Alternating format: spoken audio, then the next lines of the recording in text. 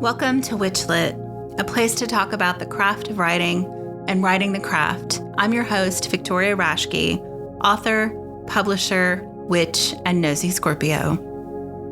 WitchLit is brought to you by Thousand Bolt Press, a family-owned independent publisher established to produce the books we want to see in the world. Titles including Changing Paths by Yvonne Abarrow, Conjuring the Commonplace by Lane Fuller and Corey Thomas Hutchison, and my latest book, Verona Green, can be purchased directly from thousandvoltpress.com or wherever you buy books. Melanie Marquis is the author of 8 Llewellyn titles, including IPPY award winner Carl Llewellyn Weschke, Beltane, A Witch's World of Magic, and Tarot Reflections award winner Modern Spellcasters Tarot. She's a local coordinator for the Pagan Pride Project and the producer of the Mystical Minds Convention. Her latest book is Cookbook of Shadows, Simple Recipes for Powerful Magic, released in February 2024. Melanie Marquis, welcome to WitchLit. Thank you. Happy to be here. Yeah, I'm happy to have you on and talk writing and cooking and all that good stuff with you. Yeah, definitely. But our traditional first question for everybody, kind of before we jump into all that, is, in this, I guess, especially when we're talking about cooking, even maybe, in this age of social media and quick videos and stuff like that, why write? Why still write books? Well, I enjoy reading books, so I imagine I'm not the only one that enjoys just having the feel of a book in my hands. Like, I don't even like the tablets. I know a lot of people like those, but I just think, like, I don't know, there's just no substitute to me for like holding a book, and it's just its own medium for getting information. It's very relaxing and it's very lasting. We have all these digital media forms, but, they're not guaranteed to last, to be around, to be like archived. It's important to have like actual hard copies of stuff. So that's why I like to write books. Yeah, I like that idea. I don't think anyone's pointed out about like the ephemeral nature of like digital stuff and how it is nice to have something more lasting. I don't think anyone's ever brought that up before. So unique answer. Yeah, I kind of got some insight in writing the biography I wrote about Carl Llewellyn Weschke. He had kept so much research notes from decades of living, and working for the civil rights movement in Minnesota, and from all his magical studies and newspaper clippings, and he had kept it all. And the whole experience taught me that if you don't keep stuff like that, some things can be lost in history, and history can literally be lost if we don't like archive it and save hard copies of it. Because in my research, I found all this information about like Carl's civil rights work that would otherwise have been lost to the ages, and no one would know the story of trying to gain like housing rights in Minnesota that took place. It was all thanks to him saving that information that allowed me to like retell that story. So I don't know, it's important, I think, to chronicle our own histories and write stuff, that is important to all of us. Yeah. And I mean, there's no guarantee with digital formats. Like I think about, like I don't have anything that reads CDs in my house even right now, let alone like a floppy disk or something, like, so those digital formats get lost in time too. And right. I still can't bring myself to get rid of my CD collection though, because I've come from the era of like liner notes was such a special thing. Like you get a new album and then you're so stoked if it has like the song lyrics in it, and you can like sit there and listen to the album while you read all the lyrics. We don't have that now, I guess, probably in digital format. Yeah. Well, and I think, people don't listen to music the same way. Like, I think about like, if you want to listen to an album and you have a digital music collection, you kind of have to think about it specifically and do that and go listen to it, because it's so easy to just listen to a mix or a radio station or something on your music player. And, that experience of listening to an album and why those songs are in that order and all that is so different now. Definitely. Yeah. So you've written about a lot of different things for Llewellyn. You mentioned you'd written Carl Llewellyn Weschke's biography. You've written about the Beltane holiday in that Sabbath series they did. You've written about like the diaspora of magic all over the world. and tarot stuff, and now cookbook too. So obviously a witch of many interests. Is so what brought you to a cookbook with all of that kind of stuff in the background? Oh, well, I've always loved cooking, and I've always been a magical cook, I guess. So I wanted to do something to give people a different kind of foundation in cooking magic, where people could build their own recipes and kind of create their own recipes. So I felt like that was maybe kind of missing a little bit, was just kind of like the foundational knowledge of like I wanted people to be able to understand like the magical correspondences of different food ingredients and different ways that you can use cooking techniques themselves, or just by choice of ingredients, choice of recipe, choice of utensils, even can make a huge difference in making a meal magical. So I wanted to make a book that was kind of more simple and to try to like kind of lay that foundation, but also something that where experienced cooks would still find it to be like a really handy reference. So it's kind of customizable to everyone's experience level. And I also wanted to do it like this Book of Shadows style, where there's space built into the book where it's meant to be used like a Book of Shadows, where the reader can add their own notes and add your own correspondences and your own recipe notes about how to make it even tastier like you like it. So I just wanted to make something a little bit different in the realm of cooking magic. Mm-hmm. I do like that aspect of it, the kind of the pages that are, let you add your stuff. Cause I mean, I know there are a lot of people who are like, please don't mark in your books or dog ear or any of that kind of stuff. But I feel like cookbooks especially kind of invite that, because you do change things when you make it, and so I really enjoyed that aspect of the book. You've written for the almanacs and stuff, so you had published recipes with Llewellyn before, or? Yes, for the Sabbath series books, I've written in different almanacs and stuff. So I've had different recipes for them before, but yeah, I wanted it to kind of have the feel of almost like a recipe box, where you have like a box with different cards of different different recipes and ingredients and stuff. So I wanted it to be kind of like feel personal like that. Mm-hmm. Did you find like doing a whole cookbook, like writing wise, was that more of a challenge than some of the other stuff you did? Or did you feel like this was kind of like in your wheelhouse and more of a fun writing experience? Well, it was kind of different because it wasn't really like writing per se. It was more like figuring out what's actually in my recipes, because like I've lived in the South for a lot of my life. I lived in the South, so I'm a Southern cook a lot. In my heart is a Southerner, which means I don't measure anything. But of course, that doesn't work for a cookbook. You can't be like, oh, let's pour some in your hand, a small handful. So I had to. That was the most challenging for me, is I had to go back and test and retest all these recipes I've been making for years, but just to figure out like how much do I actually put in here, because I could do it just, sprinkling on the spice till it feels just right. And it would be, taste the same every time, but having to actually like do that in my hand and then pour it into like a little measuring spoon to figure out like, okay, this is how much this is. That was probably the biggest challenge, to actually figure out what is in my various recipes I've been making for years. Yeah, recipe testing is like, for folks who don't know, like recipe testing is like a whole different beast. You're right. I mean, people expect recipes to be precise, even like what I always say is hot kitchen recipes, as opposed to like baking recipes.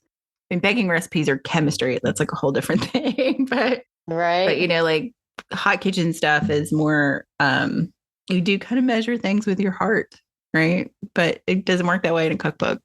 So right. Yeah, you can't be like till it feels right. That said, though, I did try to make most of my recipes are very like flexible and forgiving, where you kind of can just put however much feels good. Yeah.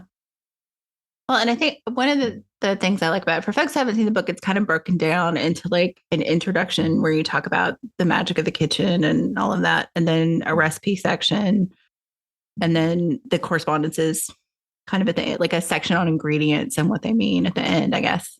And I like that approach, which again kind of goes back to that Book of Shadows thing. It's like, we're going to talk about this part and then add that in.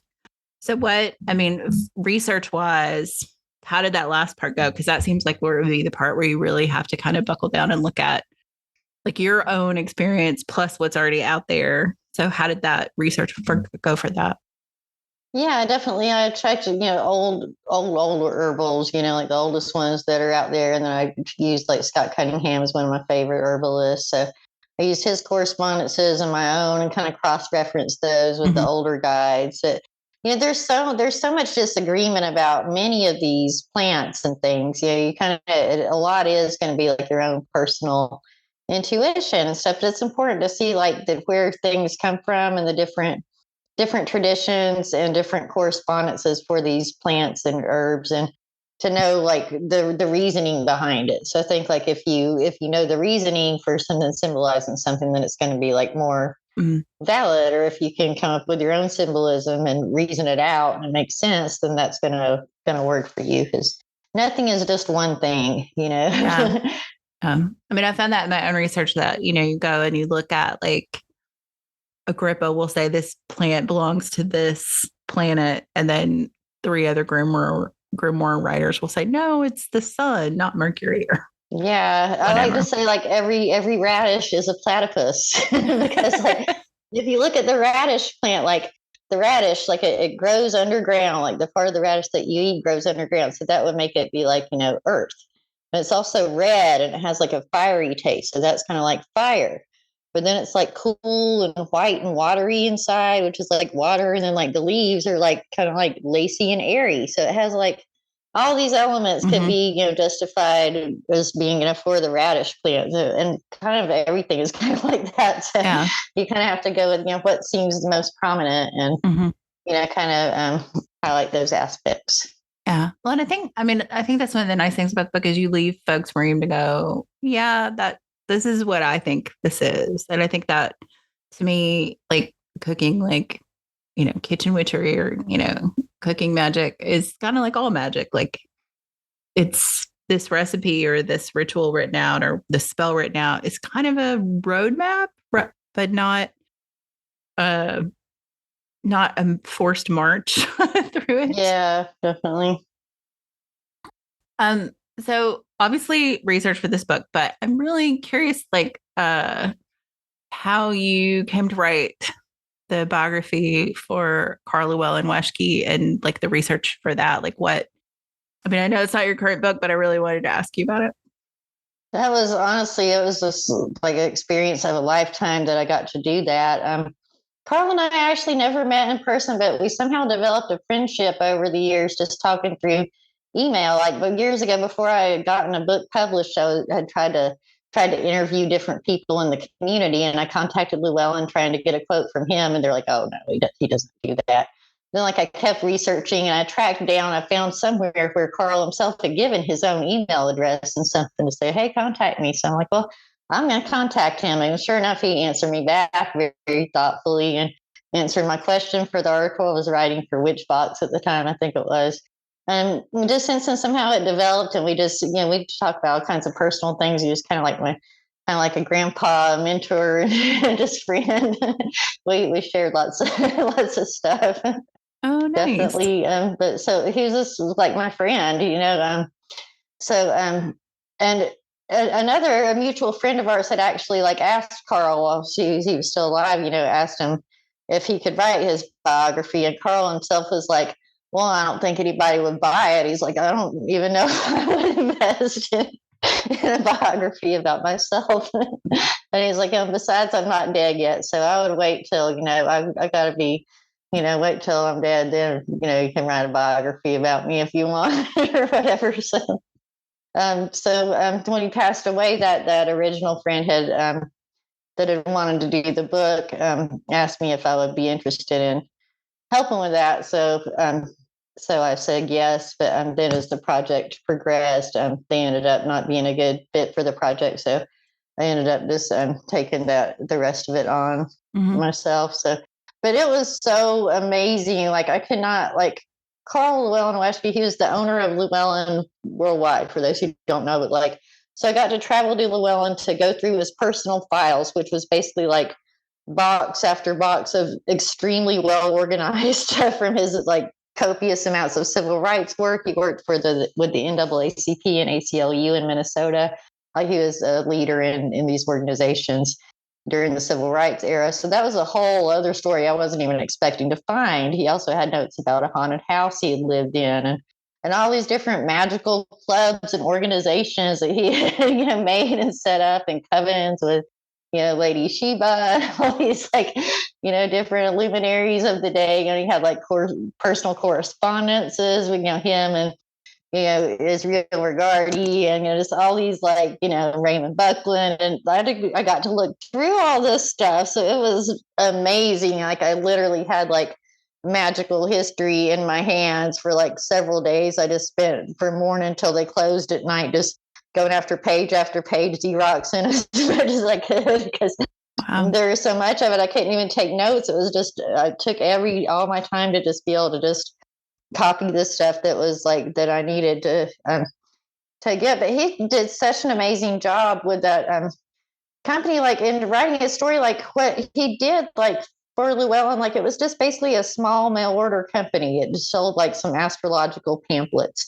But this man grew this company into what it is today, which is this worldwide huge book publisher. One of the probably the most major, well-known magic book publisher that we have, that's the most reputable and been around for over 100 years, and built up this like huge reputation where they do all kinds of subject matters. And he really opened the doors for that. But what I found very interesting in like going through and seeing all of his notes and stuff and all the stuff he had saved is Carl personally, like he didn't, like when he started out, he was kind of like a one-man show. He did this all himself, but this man would contact like newspaper reporters all over the country, and he cultivated these relationships. And he basically kind of helped make it be a thing by talking about it as if it was a thing, being the rise of witchcraft. Mm-hmm. So, he started contacting reporters. Oh, hey, have you heard people are excited about this new spirituality, that's come to America? And, people are getting these books now. And, he really like talked it up, and he created these spaces for people to explore these ideas like they want. And he just never wanted credit for any of it. He was kind of like the Wizard of Oz, like the wizard behind the curtain type. Like, nobody knows who he is. He never got famous himself. He's an old man before he himself started writing books himself. But here he is, like doing all this stuff and orchestrating this stuff, and he's found all these authors, and he is a space maker and a visionary. And that Carl's gift was being able to see people's potential more than they could see it themselves. And that's what Llewellyn continues to do for people through the books that we publish. Is it helps people be more than they are, as Carl would say. And it gives everybody these doorways to open and grow. So it was truly an honor. Sorry, I went on and on about that, but it was it's an amazing experience to write that book and to be able to look through all this magical history. It was just truly once in a lifetime special experience. And his spirit was also there, like during it too. It was a haunted room. Do you think like doing that research and writing that book, like did it have an impact like on your own practice or like on other aspects of your writing, having that experience? It did. And it made me want to keep better organization for one thing, which I still haven't done, but it really, it clued me into to taking astrology more seriously and going through all of it. Because, I had dabbled in it, but I hadn't really looked at astrology literally before, not very literally. I looked at it in an abstract way, but looking through all Carl's notes and seeing how he built up the company and how he was very particular about when he made various business moves and decisions. Like, it's not abstract at all. It's very literal. It's like a clock in the sky. So that I learned that from looking through his stuff. And picked up some various magical visualizations and things, some little rituals. Oh, that's cool. I hadn't thought about like the practical aspect of astrology in relation to like his business and the publishing. And that's fascinating to learn.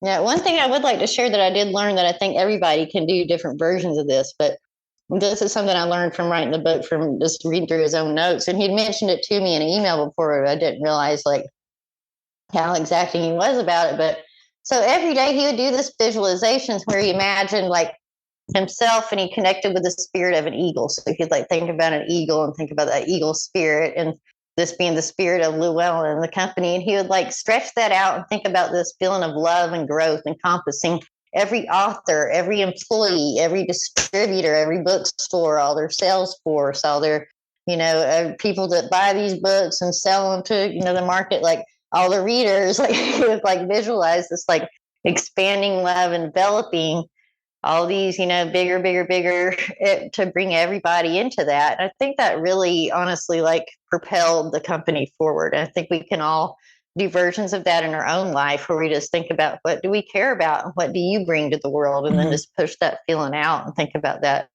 spreading over and around all those that you love. Yeah, I love that. Did you always want to write, or did you come to writing later? I mean, were you writing when you were a kid, or? Yeah, I was always a writer. Then I got, I did art for a while. Like I still do art. I'm like a folk artist, but I remember distinctly when I started showing my paintings and being like, well, I'm an artist. Writing is so boring. I can't believe I ever thought I was going to be a writer. I am an artist for sure. But then I ended up, unfortunately, dropping out of college. I was a college dropout. So yeah, like a friend of mine passed away, and I did not take it very well, and ended up messing up my online college studies and dropping out. So I thought, let me try a career that I can do without a college degree. And I thought, well, I've always liked writing. I've always been into magic, so let me try. I figured I'd try writing magic books, so that way I could kind of learn the ropes of writing professionally. And if I didn't do good, then people in the mainstream, I would still have that to go to after trying it out in the smaller niche community. But only my first article I pitched, Llewellyn published, and then I got my books published later. So it's a win-win, and I haven't looked back since. Have you mostly written books, I guess, in that magical niche, or are you still interested in stepping outside that? Yeah, so far I've written some kids books, and I do want to. I'm working on a fiction book actually that I think it's going to be good when it's done, because I keep getting too disturbed to continue. I have to set it aside for a while, but I feel like that's a good sign. And it'll be good when it comes out finally. Yeah, I mean, they always say, "What? No surprise in the writer, no surprise in the reader." So if you're right, if you're scheming yourself out, the readers are going to be there too. Yeah, it was shocking though. In writing the fiction, I'm realizing how like writing fiction is like more true to who you are as a writer than writing nonfiction is like so non-personal. I can write nonfiction all day, but when I'm writing fiction, I'm like, oh, people are going to be able to judge my heart and soul from this, and not just my writing abilities. This is different. Yeah, I write fiction, and I've had that experience of, oh, is this about you? And I'm like, no. I mean, yes, the characters are from me and the story is from me, but this is not about my life. Be like, the names have been changed to protect the innocent and guilty. Yes. Yes. So this book, well, this is coming out in May, so folks will hear this in May, but this cookbook came out in February. So I assume you have more coming up. So what are you working on now, or what are you interested in right now? Well, I have some different book proposals in the works. I'm not sure if they're going to be accepted yet, so I can't really talk about those. But I am working on an Oracle deck. I'm working on. I'm trying to grow a culinary line. I'm trying to create some magical houseware products and kind of make that line develop. I've made products here and there. They've never been able to build up an inventory. People grab them up, but I'm trying to create like a selection of like, pot holders, spoons, whisks, everything you need for the kitchen, but make it magical theme, and also have like a magical spice line. So hopefully by the time that this airs, I will have that going at my website. So awesome. Let's hope. Please check it out and see my progress. What has that process been like to develop that? Because I mean, that's like design, manufacture. I mean, there's a whole lot of steps to that. So what has that process been like? Yeah, well, I guess that's what my holdup is I'm not good at I haven't been able to upscale, upsize things, or kind of. I make like one-off things, one of a kind. I've made a few aprons. I've made some kitchen utensils. I've made some pot holders, and that people have bought, but I haven't ever been able to like make, oh, here's a whole supply of stuff. So basically I just need to devote like a week or a weekend and just, craft and make the stuff. But I just love creating all kinds of different ways. So I like kind of different mediums. Yeah. I mean, I love that idea too of like, especially doing magic around cooking or kitchen witchery or however people want to talk about it. And, I think a lot, like you said, a lot of books focus on kind of recipes or whatever, but to think about like the tools that you use, your pots and pans, your wooden spoon, all of those things are part of that experience, especially if you come to magic as an animist. Those things all bring their own spirit to your work. So I think that's really interesting to expand that out into like kitchen tools and things like that. Yeah. And like the way I organized it, I wanted to organize it like, so there's like a section of like magical goals where you can look up like, happiness, courage, prosperity, and find ingredients for that, find recipes for those things. And there's also a section of like elements. So you can pick out recipes and ingredients that align with fire, water, air, earth, whatever you want like that. And the same thing with planetary alignments. And there's just the general ingredient correspondences where it has like even more ingredients just listed with their magical properties and correspondences. Because I wanted people to like have this foundation that they could have these different ways to look at things where they could design their own types of kitchen magic and find the correspondences that they need and kind of have that foundation where they're not just following, oh, here's a recipe that's supposed to be magical, but they understand like how to create a magical meal. And I wanted to give people different ways to be able to create a magical meal. So in my book, you can have, thousands of new ways to make your meals magical, based on the information in there. So I wanted to give people those tools to do that. So as a cook, are you a cookbook collector? I do like some cookbooks. I tend to like really old cookbooks. Like I like the old fashioned cookbooks to find these like long gone recipes that are 90% butter, 100% delicious. Yeah. The lost arts. Which do you have some favorites that you would share? I like just like the Betty Crocker cookbook. I've got some old one. I don't even know what it's called because the cover is all like torn off, but it's just some random thing. I think it's like a church cookbook. Probably I got from some thrift store that has like old Southern recipes in there. Yeah. I like that one. But a lot of the cookbooks, honestly, are just like kind of like too complicated in my opinion. I don't really like things that have like too many ingredients or too many steps or just like expensive ingredients. Like I'm not going to go out and get a bunch of like, I don't want to pay $40 for ingredients or something that might be gross when I'm finished cooking it. I'd rather just go out for that much. Yeah. So I wanted to specifically try to keep mine kind of more, just more common stuff and more simple and things you might already have, or if you don't have it, it's not going to be like that huge of an investment to get like one or two new ingredients to try. That you can pick up at your local grocery or whatever. Yeah. Yeah. No, that makes sense. I love some of those old cookbooks. I have my mom, the cookbook that she always cooked out of. She had a copy of The Joy of Cooking, and she had a copy of the Good Housekeeping cookbook from like the 1940s. And so my sister got the copy that was actually my mom's, and I found a copy online, like I bought from eBay or something, of the same book.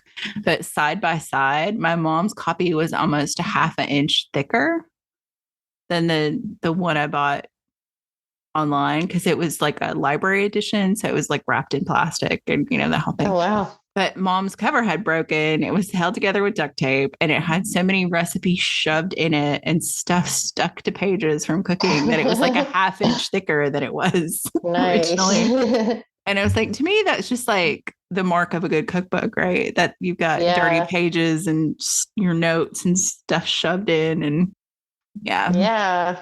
That's what I hope people will make this book of mine dirty and write all in it and make notes in there and make it really personal, where it'll be like a family heirloom, your mom's copy of the Cookbook of Shadows. Yeah, exactly. No, I love that. And I have a little bit of a cookbook hoard. I divested in one of our many moves, and I'm down to like one bookcase as opposed to the 2 bookcases of cookbooks I used to have.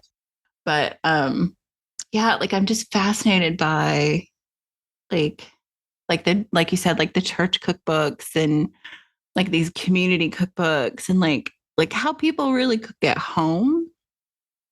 But I also really like shiny chef cookbooks too, I have to admit. Right. I don't know that I've cooked out of a lot of them, but I do love like the progression of, I guess, culinary arts too. So kind of both sides of that coin, like the simple home cooking and I would never make this at home, but I would love for somebody else to make it for me and I would eat it. Right. So of the recipes in the book, do you have a favorite? Yeah, I think I would have to go with Happy Monkey chocolate banana bread would be my favorite. Mm-hmm. It's a banana bread recipe with some chocolate chunks, and it's just designed to bring happiness and good cheer, and it's great for monkeying around. Yeah, banana bread will never be a bad thing, in my opinion. It's funny because when you were talking about the monkey bread and how your mom would call other things monkey bread, like I had this very particular image of monkey bread in my is like that tear apart bread that's kind of like cinnamony and caramel, like that's Yeah. rolled like dough balls and you roll it and stuff. And so that was like my idea of monkey bread. And then I love this idea of it's kind of more about monkeying around with it. And I think my mom honestly didn't know what monkey bread was, and she just called anything monkey bread once she realized like she could just call something monkey bread and I would eat it, and she could just like pawn anything off on me like it was dinner and be like, oh, some bread with gravy on it. Oh, that's monkey bread. That's dinner. And I'd be like stoked to eat it. Oh, I love that. Yeah. I mean, and I think there's, like you said, the stuff, the heirlooms, the stuff that gets passed down in your family. When I was in culinary school, we had, like in my baking class, we had a bread day. And so all the students made different kinds of bread. And so everybody went home with like 20 different kinds of bread. And I was like, I don't know what to do with this. And my son had a friend over from school. And so I made French toast out of all of it. And it was like, like a scroll roll and milk bread, like all this kind of stuff. And he still like remembers that. And I mean, he's almost 30 now and he still talks about it. And he's like, do you remember that time when you made French toast and all the weird bread? So it's amazing what sticks, Yeah. Like, they're kind of our own monkey bread experience. We just called it French toast. Yes. So I definitely named that banana bread recipe in honor of my mom. I had to put monkey in the title there somewhere. Yeah. Oh, yeah. No, that's sweet. And yeah, I mean, banana bread is. It's funny. I was thinking like I've read several magical cookbooks, and I feel like banana bread is almost a universal. I don't know why, but I feel like almost every magical cookbook I've read has a banana bread recipe in it. Another of my favorites that people can make to try out, because it doesn't have to be real exacting, I have in there is called courage sauce. So if you want to do something to raise your courage and strength and kind of feel, get your defenses up, it's really good for like tacos or burritos. But basically you put like a couple tablespoons mayonnaise, a squirt of ketchup, and then put like a lot of garlic powder, a lot of chili powder, and a lot of paprika, and a lot of pepper, like as much as you like in there, and just keep tasting it and mixing it up. But it's such a good sauce for like tacos or burritos, and the spices are really like fortifying where it'll make you feel like, yeah, you can do it. If you can eat the spicy thing, you can do the hard thing. Yeah. I like that. So it's like garlic, paprika if you want, chili powder is necessary, pepper if you want. Mm-hmm. Oh, that's cool. Do you think you would write another cookbook, or you think this is your one and done? I would like to write another cookbook because, to be perfectly honest, my editor was like I cook like a poor person. Like I said, I'm from the South. I grew up poor in Arizona, and then in the South, like I cook like a poor person. So in writing this book, I specifically was like, well, I need to fancy up my recipes and make them, not all poor person style, because people like to cook fancier stuff. So I specifically tried to make it fancier and elevated. So I turned in my manuscript, and my editor is like, so Melanie, were you intending for this to be a budget cookbook? And I'm like, no, I tried specifically to make it not a budget cookbook, but that's giving me the idea of I would like to do a budget cookbook because my budget level is like above and beyond or below under other people's idea of budget. So I think I could make like an extremely frugal budget cookbook of like how to not waste food and things like that. So I kind of would like to do that. I also would like to make like an all taco cookbook because I had too many taco recipes. I couldn't include in my book. So I'm like, this is going to be like 30% taco recipes. So I had to do some severe taco edits. Yeah, I imagine growing up in Arizona, that tacos would be on the menu a lot. I mean, we're in California, and so we do tacos at least once a week. So right, yeah, well, and it's easy and fun, and you can play with it. I mean, we do occasionally some crazy fusion kind of tacos and stuff like that. Nice. So I've always joked it's like, for me, I think there's having gone to culinary school, I taught culinary school, I worked in hotels, I worked in restaurants, I did all that. And there's something about this transition you make when you become a professional, like it's your job.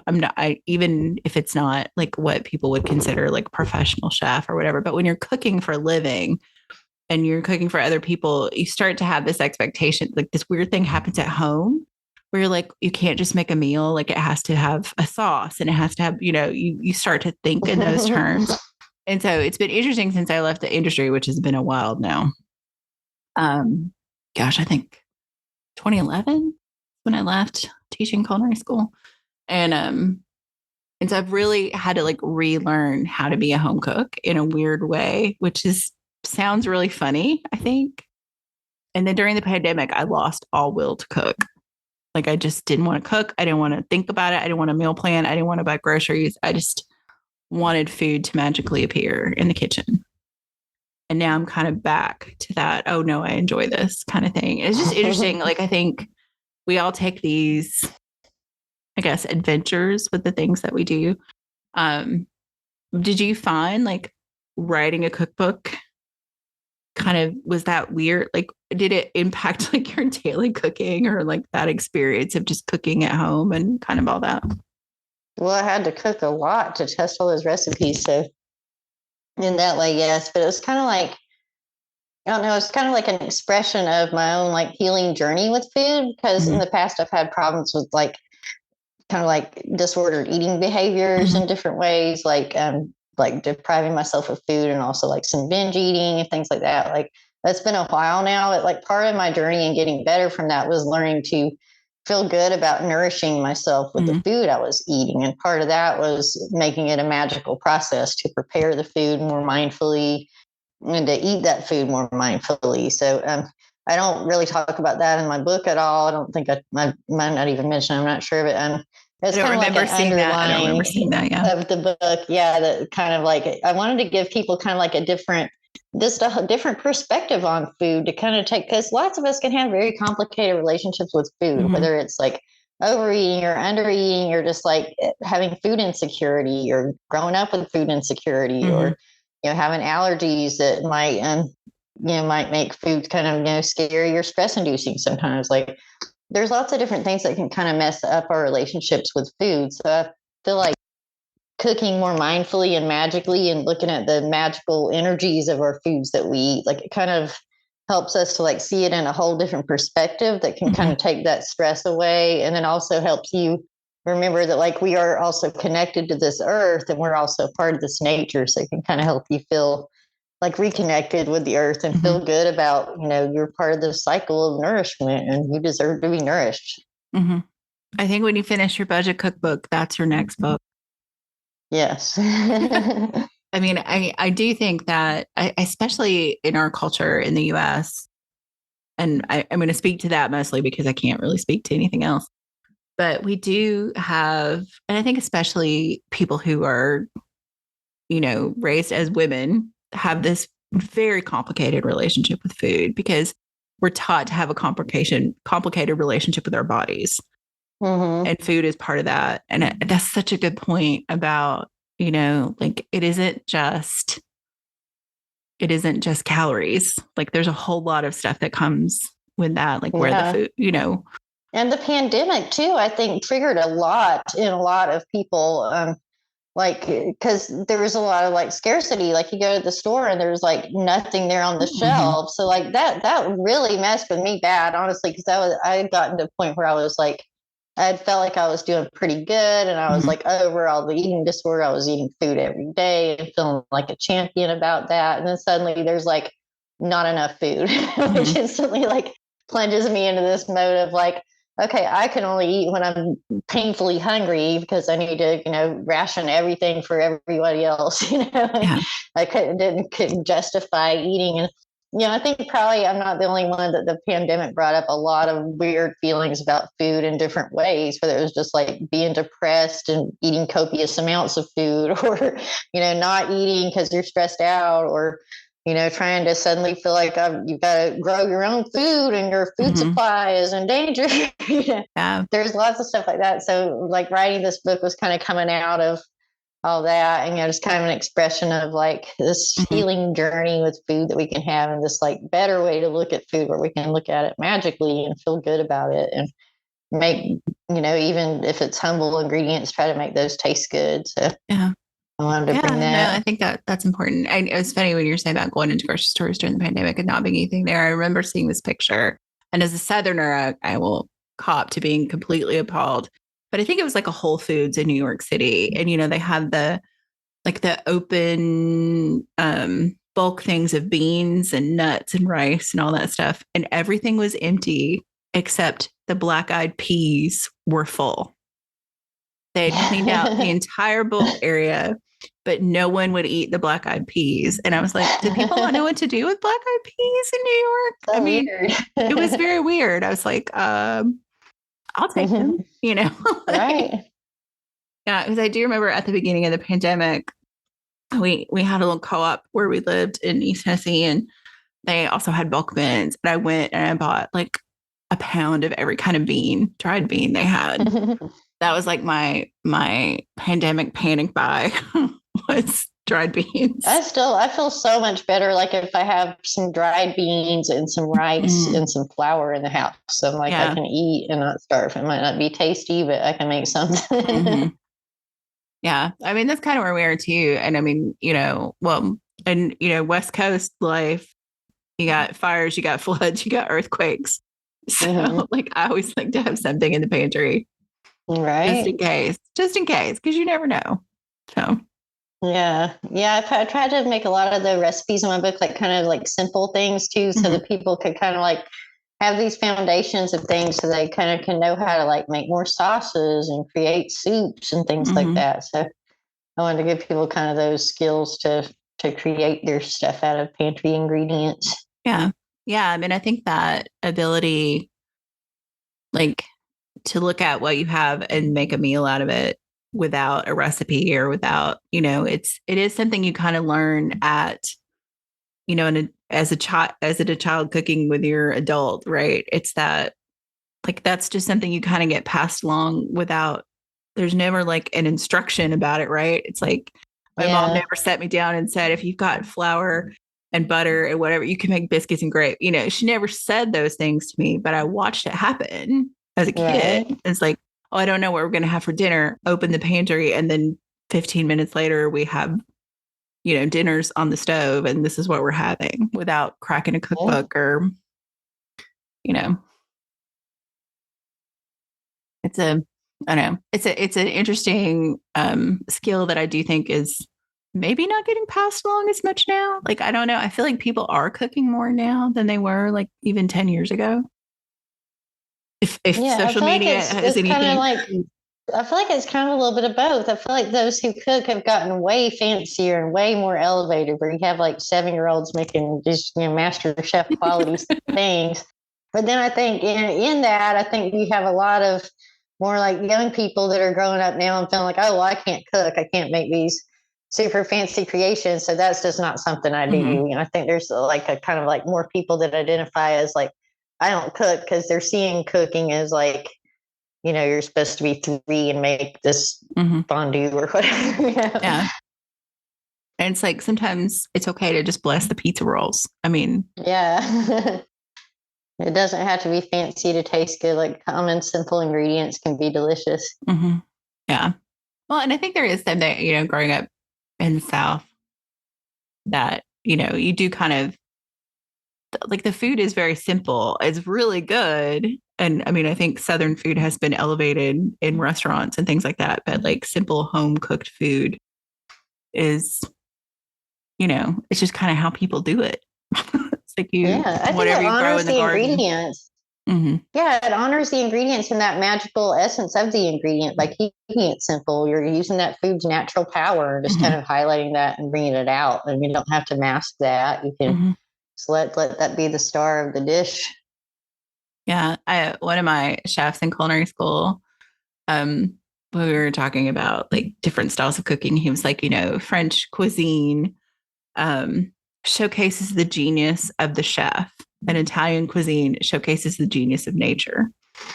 Oh, nice. And that's always stuck with me about like what simple food really, like you said, it's elevating the ingredient itself. You're really showcasing that ingredient to make it the star, whether it's like, a salad from a garden you picked or stuff you got at the farmer's market or stuff you got at your grocery store. You're honoring that thing. So, so yeah, I like that. Oh, I feel like I could talk cooking with you forever. so I'm excited about what's down the road for you writing wise.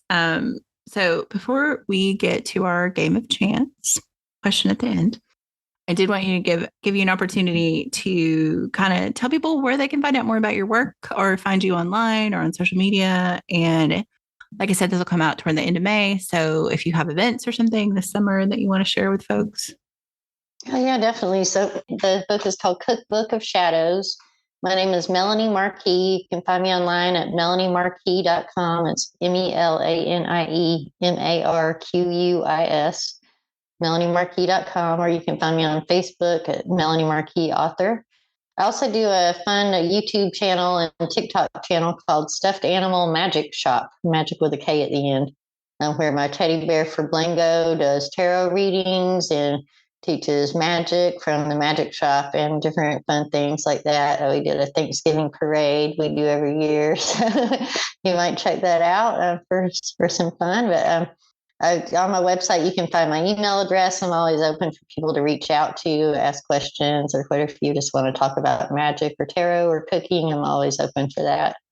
Awesome. Yeah. And I'll put all those links in the show notes too, so folks can get that easy. So since you are first time guest, and I'll give you a little more rundown on how our game works at the end. So I always joke when I started the podcast, I'm a Scorpio. I don't know how to make small talk. I like to talk about the things we're not supposed to talk about. So this was a way to include that in the podcast. All right. Yeah. So I'm going to roll a die, and depending on what number I roll, you'll get a question about death, sex, religion, politics, or money. And if I roll a 6, you get to pick your own. And because we don't have a lot of rules, you can say, pass. I don't want to answer a question about that. So, all right, let's go for it. Let's see what we get. For politics. Are you in? I'm in. Okay. So I was thinking about this because I do always try to make the questions about like your work or writing and not just like kind of, out of left field. But so I was thinking about kind of what we were talking about with the ingredients and honoring those. So like thinking about food in a magical context and cooking with that. How do you navigate like sourcing food and like who's producing it and where it's coming from and what's used to grow it and its impact on the earth? Like, how do you navigate that as a cook? While also trying to like, not blow your budget on whatever. So how do you personally navigate that? Yeah, it's kind of hard because like some of the more quality ingredients do tend to be more expensive. I like to go to farmers markets when I can and get stuff from local growers. And I'm always shopping for the manager specials at the grocery store, getting the produce that's slightly beat up and get things like that. And also just try to avoid things that are in a package, which is naturally going to make your eating healthier if you just try to be aware of the packaging of food and try to buy whole ingredients that you're making stuff with yourself. Like, you don't necessarily need soup in a metal can with a paper label when you can just make the soup yourself. Like, so I try to make as much stuff by scratch as I can, and not buy a whole lot of packaged items when I shop. Yeah.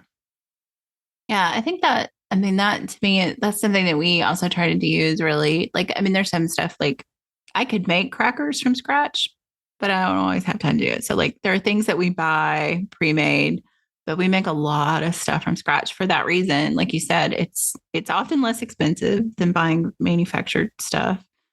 And you got a lot less packaging and trash to deal with too. Yeah. And just being aware too, I think, of the different ingredients and the environmental costs of different ingredients, like meat production, uses a lot of resources. Just kind of looking at things, almond production uses a lot of water, a lot of water. Just looking at things like that and being aware of the true cost of your food, I think just makes people more aware of what maybe they don't want to buy a lot of or save for special occasions.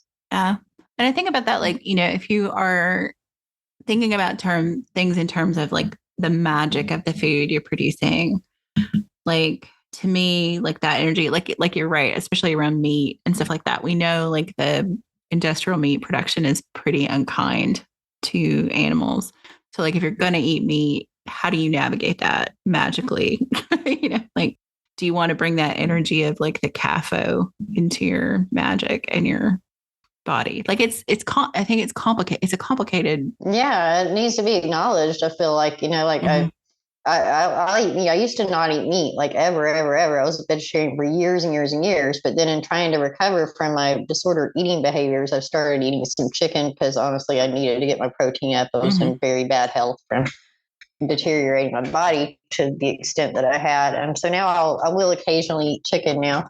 But I think it's just important to realize, if you're eating another animal, realize you're eating another animal, and that is the way of nature. But be aware of that, because that is a sacred thing you're doing. It's an exchange of energy, so I think absolutely take that into account in the magic, and let it add to the power of the act. Yeah. Oh, Melanie, thank you so much for coming on and for sharing your work and your thoughts and, vulnerability too. I think we covered a lot of ground, and I'm really glad to have you on and have talked about this stuff. So thank you. Yeah, thanks so much. And let's talk again when you get that next cookbook out. Yeah, I appreciate you having me on today. Thank you. WitchLit is a production of Thousand Volt Press and is edited by Julian Rashke. Our intro music is Cosmic Glow by Andrew Kay, and our outro music is Voices by Alexander Shenekar. Transcripts and all our previous episodes are available at witchlitpod.com, and you can follow us on Instagram and Threads at witchlitpod. Please help other witches find us by leaving a rating or review wherever you listen to podcasts. Thank you for listening to and reading WitchLit.